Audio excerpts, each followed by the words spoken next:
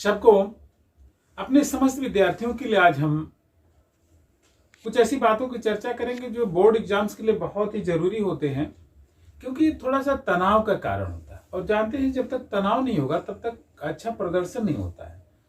जब हम लोग सोचते हैं कुछ अच्छा करें तो एक मन में तनाव होगा तभी अच्छा करने की भावना आती है। जो बहुत रिलैक्स रहते हैं, जो छात्र या जो व्यक्ति, वह जीवन में बहुत आगे नहीं बढ़ पाते।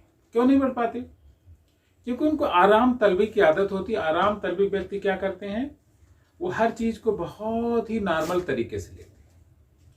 यानी चीजों को सूक्ष्मता से परखने की जो चीजें होती हैं वो कम हो जाती है। हमारे दिमाग फिर उतना अच्छा लोड नहीं लेता है।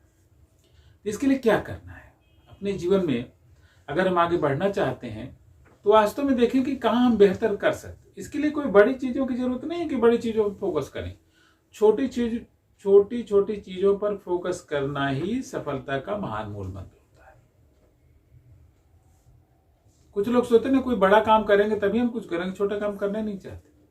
ऐसे एग्जाम के लिए हमें जितनी छोटी छोटी क्वेश्चन, छोटी चीजें, छोटे छोटे टॉपिक्स, देखिए कौन कहाँ से आता है, उसके लिए उसकी देखभाल करना और वहां से तैयारी करना बहुत जरूरी होता है। तो ये जो बोर्ड्स की परीक्षाएं हैं, इसमें छोटी बातों पर ध्यान देना बहुत आवश्यक है। अब दूसरा काम जो हमारा है कि परीक्षा के पहले ऐसा लगता है हमें कुछ भी याद नहीं है। तो कोर्स बड़ा होता है, वास्तव में ऐसा लगता है कि याद नहीं, लेकिन ऐसा नहीं कि जो हम साल भर पढ़े वो भूल जाएगा, भूलता नहीं। इसके लिए क्या करें, जो हमारा रिकॉल सिस्टम है यानी पुनः याददाश्त जिसको हम कहते हैं, वो चीज हमारे भीतर तीव्रता से उसकी प्रैक्टिस होनी चाहिए। तो इसकी प्रैक्टिस के लिए क्या करना है, प्रश्नोत्तर का अभ्यास करना है। आप चाहे अंसाल व्यसाल पेपर लीजिए, फिर उसको हल करने का प्रयास करिए। देखिए अगर पेन पेपर से नहीं हल कर रहे तो मानसिक हल करने का प्रयास करें। दोनों का ही बहुत अच्छा रिजल्ट होता है। चाहे हम मानसिक हल करें चाहे पेन पेपर से हल करें। मानसिक से थोड़ा पेन पेपर वाला ज्यादा अच्छा होगा, लेकिन मानसिक हल करना भी बहुत अच्छा होता है। वो परिणाम के लिए हमारी तैयारी को अच्छा करता है। पेपर हल करना तो बहुत ही आवश्यक है। जब आप पेपर हल करेंगे तो लगेगा कि कुछ पोर्शन हमारा कमजोर है, कुछ जगहों से हमें नहीं आ रहा है। तो जहां जहां से नहीं आ रहा है उस टॉपिक को थोड़ा सा कवर करने का प्रयास करिए। तो देखिए आपका जो परसेंटेज वो बढ़ेगा। एक एक अंक कवर करने का प्रयास करें, कहां से हमारी गलतियां हो रही। अपनी गलतियों पर फोकस करना बहुत जरूरी, क्योंकि अगर हम अपनी गलतियों पर फोकस नहीं करेंगे तो सुधार होगा ही नहीं। देखिए कहां पर हमारा कमजोर है। गलती उस तात्पर्य कि पाठ्यक्रम का कौन सा हिस्सा हमारा कमजोर है। अगर उस हिस्से पर हमारी नजर डालते हैं तो जाहिर सी बात है कि हमारा जो प्रश्न गलत हो जाता है वो सही होगा, तो जिससे हमारा परीक्षा में जो अंक पत्र हमारा आएगा वो ज्यादा परसेंटेज वाला आएगा। ये बहुत जरूरी है। अब होता है क्या, हम पूर्णांक में पूर्णांक यानी 100 में 100 पाना चाहते हैं। उसके लिए क्या करना है? तो उसके लिए भाई एक तो शुरुआत से लंबी तैयारी की जरूरत होती है, बियॉन्ड डाउट। लेकिन आप जानते हैं बोर्ड एग्जाम कोई इतना बड़ा कंपटीशन का एग्जाम नहीं होता है। जो पेपर सेटर होते हैं वो भी एक सोचते हैं कि कुछ प्रश्न ऐसे होता है जो एवरेज स्टूडेंट करेंगे, कुछ प्रश्न ऐसा हो थोड़ा अच्छे स्टूडेंट करेंगे, कुछ प्रश्न ऐसे भी देते हैं जो कमजोर विद्यार्थी भी हल कर लें ताकि पास हो जाए। अब एक अच्छा नंबर आप लाना चाहते हो तो देखिए कौन सा पेपर प्रश्न ऐसा आता है जो थोड़ा कठिन होता है। उन कठिन अंशों की तैयारी करें। जब आप अपने गुरु से पहले से संपर्क बनाएंगे तो जरूर बताएंगे कि वो कठिन अंश कौन सा है, और उस कठिन अंश की आप बढ़िया से तैयारी करें। सामान्य चीजें जो हम प्रतिदिन पढ़ते रहते हैं तो सभी लोग पढ़ते हैं। तो कठिन अंश जब तैयार रहेगा तो हमारा कॉन्फिडेंस जिसको कहते हैं ना, आत्मविश्वास का लेवल भी अच्छा होता है। और आप जानते हैं किसी एग्जाम में एक औसत मार्क लाने के लिए अगर 8-10 वर्षों के प्रश्न पत्र आप कायदे से हल कर लेते हैं तो निश्चित ही उसमें से काफी प्रश्न या उसी टाइप के प्रश्न आ जाते हैं।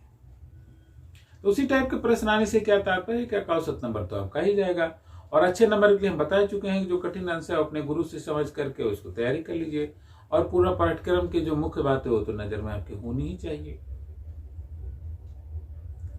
पढ़ाते समय हर अध्यापक बताते चलते हैं कि कौन सा प्रश्न आ सकता है, कौन नहीं आ सकता है, कौन सा पोर्शन कठिन है।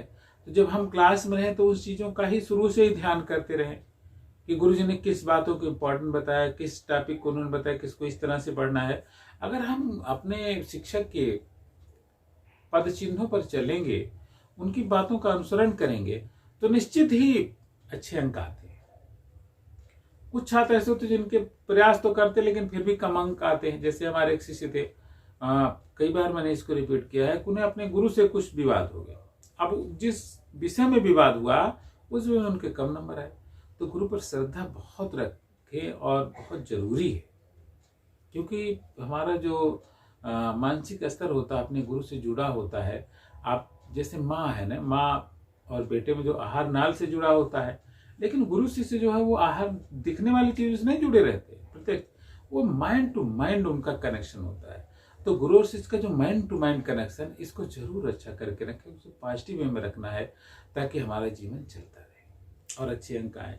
वैसे माइंड टू माइंड कनेक्शन को अच्छा रखना हर रिलेशन के लिए अच्छा होता है, लेकिन गुरु शिष्य में सर्वाधिक उत्तरदायी होता है। दूसरी चीजों में उतना उत्तरदायी नहीं होता है, लेकिन गुरु शिष्य के रिश्ते में चूंकि गुरु मन में रखता है शिष्य, एक माँ जैसे 9 महीने अपने पुत्र को पेट में धारण करती है, वैसे जितने समय तक शिष्य गुरु के संपर्क में रहता है तो गुरु उसको अपने शिष्य को मन में धारण करता है और सोचता है कि इसको कहाँ से अच्छा कर सकते हैं, इसमें क्या कमी है, उसके लिए सदैव प्रयास करता रहता है। कबीरदास जी का जो पद है कि गुरु का काम है अपने शिष्य की कमियों को दूर करना, अंतर हाथ सहार दे बाहर बाहे चोट, अर्थात वो अंदर तो सहायता करता है और बाहर से थोड़ा उसको सुधारने का प्रयास करता है। तो गुरु की महिमा को समझे, गुरु की इस महिमा को, और पद चिन्हों पर चलें।